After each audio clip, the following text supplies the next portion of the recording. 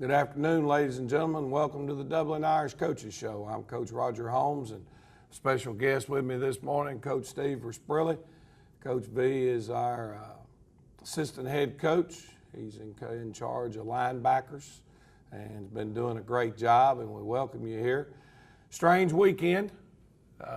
College football season getting started, and people up late watching endings to great games, and no school on Monday. Finished up, I guess, about 12:45 a.m.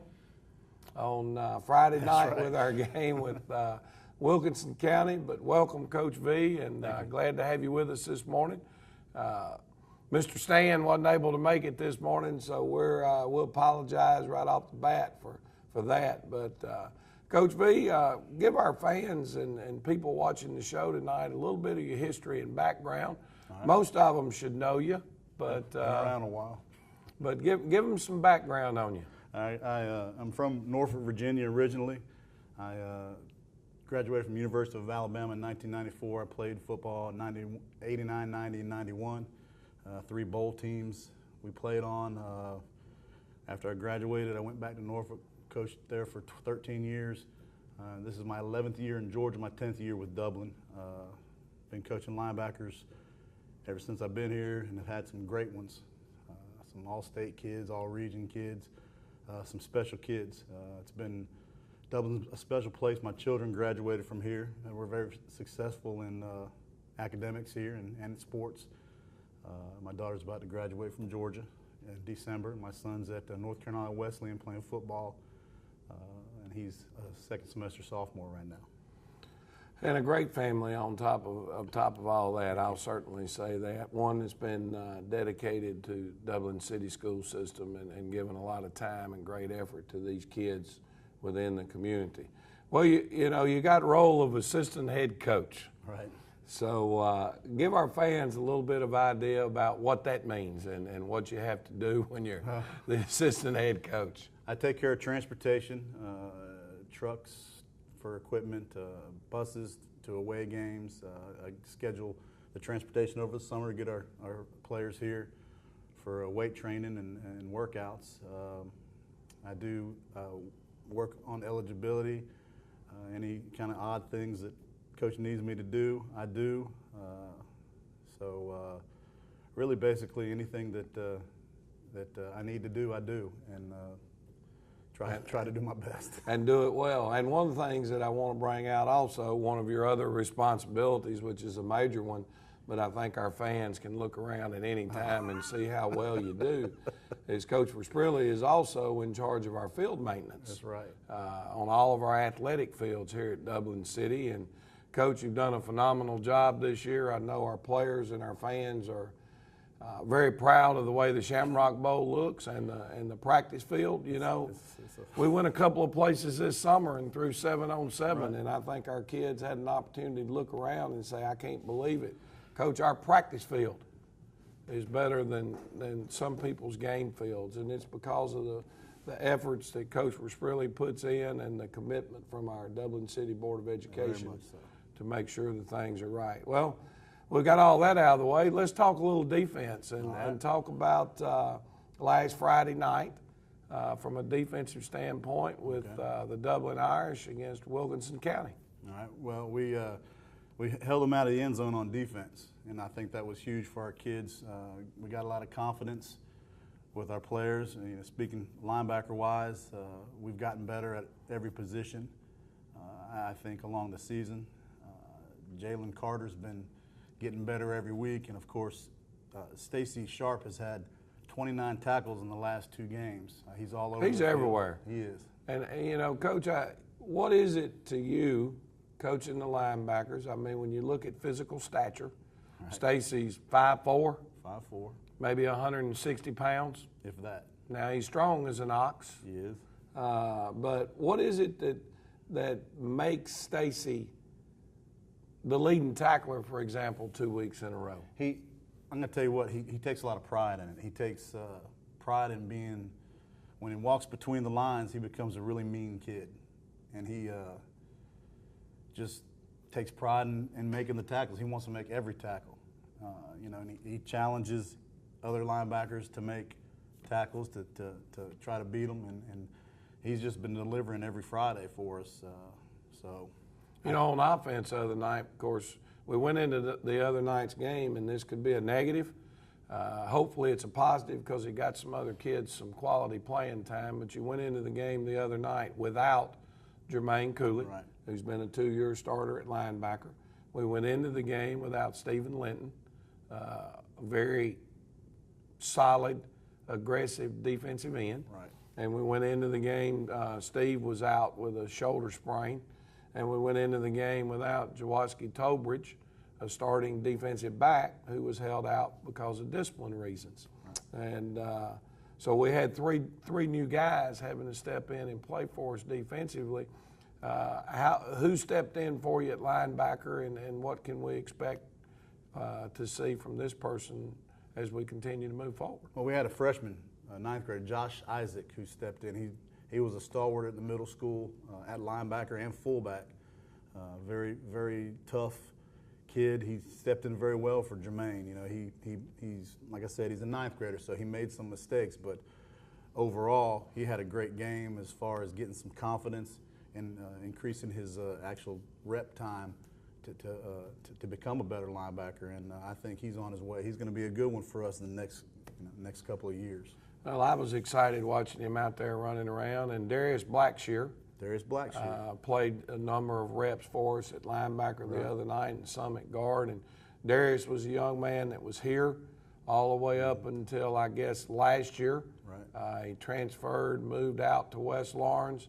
Now he's moved back in the city, and he's playing again here at Dublin. He's been on a bad ankle during fall camp, but he's starting to get to where he can play, and I think he probably brought you some quality snaps the other night. I think that the flow that he has, it was slow in the first two games because he was kind of taking care of that ankle, but he kind of let it loose Friday night, and his flow to the ball was a lot better than it's been probably since we had him the last time he was playing for us. He scraped well. He got to the ball pretty quick. I mean, when I watched the film on Saturday, I had to go back and see who it was because it hadn't been moving that right. well. So he's making strides and getting better every week, just like the rest of them are, and he's putting some good minutes in for us. Well, I know in the up front with the loss of Steve Linton, we played Donovan Walker a great deal more snaps at defensive end. We had to play, or not had to, but Chris Oliver, another kid that didn't play last year, but he's back out there for us this year. Right. I think he's running around chasing the ball and did a great job for us in the defensive line. In the secondary without Tobridge there, our quarterback stepped in, Rodriguez Martin, and played in the secondary for us. And Jamez Rozier, I think, had a good night for us, and looking for great things for him. So, folks, there's a little rundown of our defensive football game last week in the Shamrock Bowl against Wilkinson County. We're going to take a break. Please pay attention to your sponsors. When we come back, we'll have another coach with us this morning, and we'll talk Dublin Irish offense. Thank you.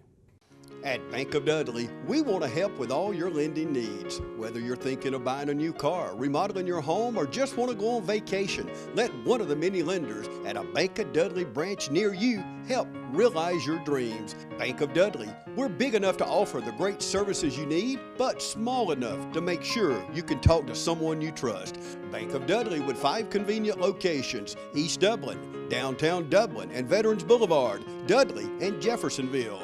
Bank of Dudley, member FDIC, and an equal housing lender. There's more than one way to get professional lawn care. Do it yourself, like this homeowner, with whatever this is. Pros use reliable, powerful Gravely equipment. This homeowner gets by with something else. Gravely delivers the high performance and quality professionals stake their reputation on. Gravely outpowers, outlasts, outperforms. Get what the pros use. Now at Myers Equipment and Supplies in Dublin. Welcome back, folks. Hope you enjoyed your break and paid attention to our sponsors for our show. But we're back here for the second segment. We have with us Coach Gary Morton.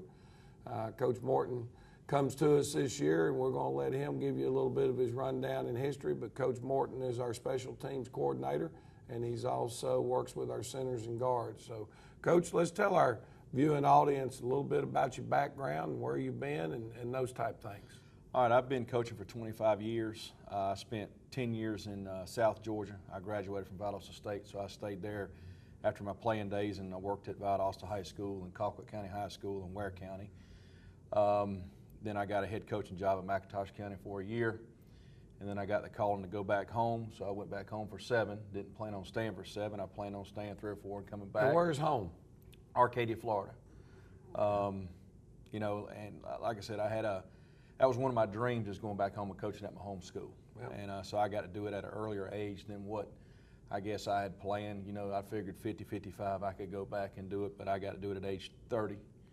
So, you know, it was a great experience. After 7 years, I felt like it was time for me to go elsewhere. So I ended at East Lawrence for 5 years as a head coach, and then after East Lawrence, I went with Tracy White over to Blakely for 2 years, and then this year I'm over here at Dublin High School. Well, a lot of times our folks don't realize out here in our viewing audience that the coaching world is tough on a family in a lot of ways, but a lot of times the toughest thing that the coaching world has is the instability of movement and moving your family, sometimes because coaches choose to, sometimes because people decide they want to make a change, and there's really very little security in this business, and especially when we're putting our livelihoods in the hands of 14 to 17 That's right. year old young men. But I think you're a lot like me, and there's nothing else really that you want to do. You want to coach football or coach ball in general, and be a dad. You know, I interviewed myself for a job one time, and I remember the principal. It was up in North Georgia in Gwinnett County, is when Parkview and Brookwood were dominating and won 4 or 5 state championships in a row. And he said, "Coach, we want to be just like Brookwood and Parkview." And I said, "Well, I think that's an admirable goal." And then a few minutes later, he told me he wanted me teaching 5 out of 6 classes and being the head football coach and be like Brookwood and Parkview. And, you know, and I said, you know, I just don't know that can work. I said, because I think I can do 2 full-time jobs, but I don't know if I can do 3 full-time jobs at one time. He said, "Well, what do you mean, Coach?" I said, "Well, football is a full-time job. I have another obligation. I'm a father and I'm a husband, and that's a full-time job. Exactly. So I don't know if I can do a full-time job in the classroom, a full-time job as your head football coach to get done what you want." And obviously he didn't want me after that answer, but things have a way of working out for the good. Coach, you work with our offensive line, predominantly centers and guards. Talk to us a little bit about how you think our offensive line has progressed to this point in the season and where we're headed. I think we've gotten better each week. You know, I need to brag on one individual. I think Barrett Wiley played a phenomenal game, and what I mean by that is not necessarily assignment-wise, but I think effort-wise. Mm-hmm. You know, because I think assignment-wise we're getting to where we need to be. It's just technique-wise we need to get better, and that's what we've been working on in practice. But Bear played a phenomenal game as far as effort goes, and hopefully we can continue with him to get better. And the reason why is because he's only a sophomore. And Barrett's your center. He's our center. And then Jalen Carter, I thought he played well, but he plays on both sides of the ball. So what we're going to try to do is our right guard is Bruce Guyton, left guard is Jalen Carter. Jalen's only a sophomore, Bruce is a senior. We're going to use Darius Blackshear and rotate him in to give those other 2 guys a rest on defense. And we talked about Darius with Coach Versprilli in the first segment and how he's been hobbled a little bit with an ankle and it's starting to get well, and Coach V was talking about how much better he looked on film Friday night. I think we felt the same way about Darius. That ankle's about to get well. Yes. And we think he's going to be able to help us. You don't have tackles and tight ends, but talk to us a little bit about those guys since their coach is not here. Well, I think Darius is doing a good job. Jaden Dariso, a 3-year starter for us Yes. at left tackle. I think he's doing a good job. I think he graded out in the low 80s, 82, 83 this past week. It was 83, I think, because he told me he missed a steak dinner That's by right, 2 by points. 2 points. And 85, his coach had cut a deal with him. He'd buy a mistake if they graded out 85. And you know, at tight end, you know, we switched our right tackle, you know, and he played some tight end this week, Donovan Walker. I thought he did a good job of moving back and forth, knowing both positions, provided he was on, you know, he was thrown in that position last week. I know he played tight end last year, but to, you know, not play tight end at all and then be thrown in that fire Tuesday or Wednesday, I thought is pretty good on his part. And then being able to come back and play tackle later on in the game. I thought he did a phenomenal job because we was able to get Jaquez Evans back in the game at tight end. So I feel like we're progressing on the offensive line. I feel like we're getting better. And where we need to get better the quickest, of course, is technique-wise. And I feel like we're working that every day in practice. We know where to be. We just need to make sure we get our head on the right, you know, right side of the defender and correct first steps. You know, get our depth on pulls, that type of stuff. So All those little things. yeah, the people don't see. Yeah. You know, they just see, you know, well, he went to the right person, and you know, whether he did or didn't. You know, it's, you know, you got to know where to go first. If you know where to go, then you got to know how to get there. You know, and our system is different in the sense that it's very, very multiple. So our kids have to have blocking rules. Right. And those blocking rules, you come to the line of scrimmage and you follow a progression of 1, 2, or 3 things a lot of times. And we've just got to get to the point where those are secondhand. And because when you talk about assignments, I think what you're talking about is, you know, if they lined up and played one defense all night, I think we'd grade out Pretty good. phenomenal. Yeah.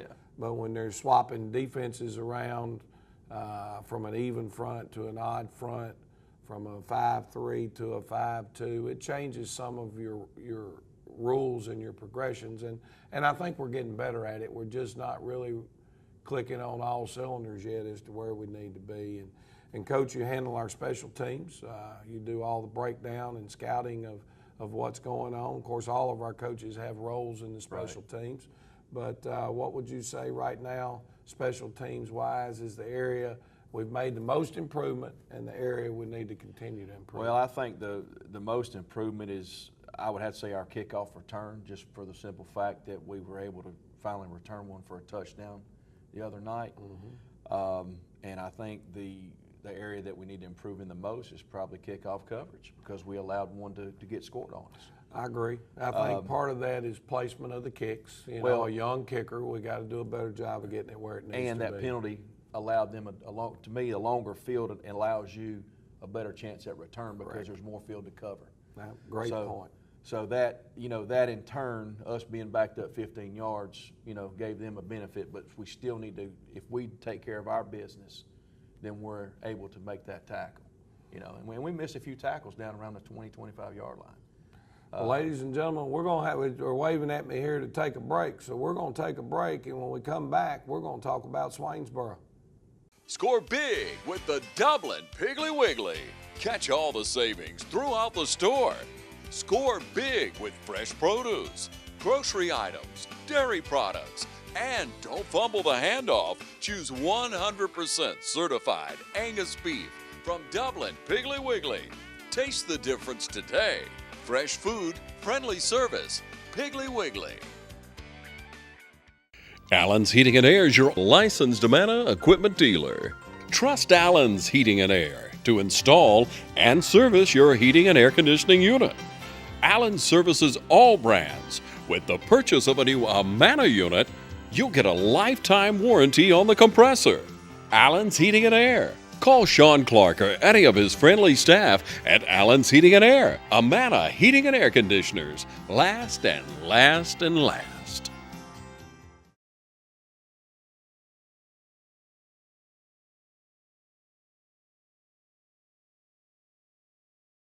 Welcome back, folks. Hope again you enjoyed your break and you took time to pay attention to the people that bring you this show. Without them, none of us would be able to come on and talk about Dublin Irish football, and we're awful glad that we get this opportunity. Coach Morton, we've got Swainsboro this week, and Swainsboro is under the direction now of Coach Scott Roberts. They made a coaching change over there. And Coach Roberts was at Swainsboro a few years back. They had a great quarterback over there at that time named Malcolm Eady. That's it. And gosh, he was good, and I'm glad we're not playing against him. But another fine football team, and Coach Roberts has kind of put his stamp on them a little bit. But while you're here, I'd like for you to talk a little bit about them defensively and what we know are going to be our major chores for us come Friday night. So tell our folks and fans that'll be in Swainsboro Friday night at 7:30 what they can look for in the Swainsboro defense. All right, Swainsboro's defense is very big up front. I think their D-line is huge, and I think they move well. They've got a 3 technique and a nose guard that's big that we're going to have. They're bigger than us at those 2 positions, I believe, in my opinion. All I've done is seen them on film. I got to see him live. I can tell you that one defensive tackle in there, I think he's the 3 technique, or the shade guy, actually. He is huge. 59 and 71 are the 2. Yeah, they're about 6'3", about 300. Yeah. So he's a good-sized young man. But go ahead. And then the 2 defensive ends, I think 42 is probably one of their better football players. Athlete, now he looks, to me, he looks to be 6'2", 6'3". 210. 210 to 220, and not only that, but they lined him up at wide receiver a time or 2. So that tells you about his athletic ability, and I think the other one is number 6. Yes, 6 is down there too. And I think the linebackers are good linebackers. They're not big, but they're fast. They are. They get to where they got to be. So I mean, we're going to have our work cut out for us with their front 7. I feel like we should be able to throw the football. As long as we run our right routes and that type of stuff, and then we're able to protect Drake. But running the football is what we're going to have to do. I think by us running the football, and if we can control the tempo, then we keep 5 off the field, which is their running back, which to me is their number 1 football player. So that kind of helps us out on both sides of the ball by us being able to run the football and control the clock, kind of like Georgia Tech last night. Yeah, if we can hold on to it and move it a little bit. And I think one of the things that, we've got to look at is that they're one of these teams that switch back and forth from an even to an odd front. Right. They played Jackson, which was a spread team, and it looked like they were in a 4-3 look most of the night. Then they played ECI, their crosstown rival, and they're a wing T type football team, and they stayed in a 50 look, an odd front, shade 50 most of the night. So our offensive line, as we said before, got to be able to handle 2 different fronts, and then on top of that, they got quality people that they're going to have to go against. And when we look at them from an offensive standpoint, I think you've already mentioned the big weapon. I think his number is, I know his number is 5. I think his last name is Williams. The fastest kid we have faced to this point, no question about it. No one's been able to keep him from breaking off long runs, and that'll be a major chore for us, obviously. But they're a spread, not necessarily, I wouldn't call them a spread team. They're an air raid team. Right. They're a team that they're not asking their quarterback to do a ton of running. They're in the gun. They're running inside zone. They're running outside zone. They block the inside zone 2 or 3 different ways, trying to give their back options as to where to hit. We stopped yesterday. We as coaches a lot of times assume that people speak the same language we did, and our linebacker coach was telling the kids they run the inside and outside zone. Well, what is the inside and outside zone, So you got to stop. And inside zone is basically a play where the running back is going to head right at the outside leg of the guard. But it's not like some plays where it's designed to go right there. This is a play that all their linemen will basically reach block one direction, and all he's doing for is looking as he's hitting that hole is looking for a seam where one of the linemen won their battle. And now he can cut to the right, straight ahead, or cut it to the left. The outside zone, now he's running at the outside leg of the tight end. And if they can get you hooked, he's going to the edge and coming back. And kicking game-wise, again, we've got to continue to improve in our kicking game in a lot of areas. It's not something that, and this is no disrespect, that's not an area that's dominating for Swainsboro, and it hasn't been dominating for us at this point in time. It's just an area that both of us we'll be trying to eliminate any negative plays and hopefully generate a positive. But game time is 7:30. It's in Swainsboro, and it's Friday night. This is our last non-region game. We really need to make some improvements and step up.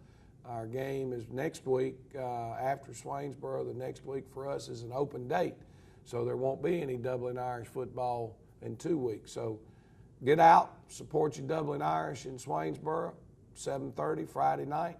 We need a great crowd there to support these young men. We appreciate our sponsors and TV 35, and we'll see you next week.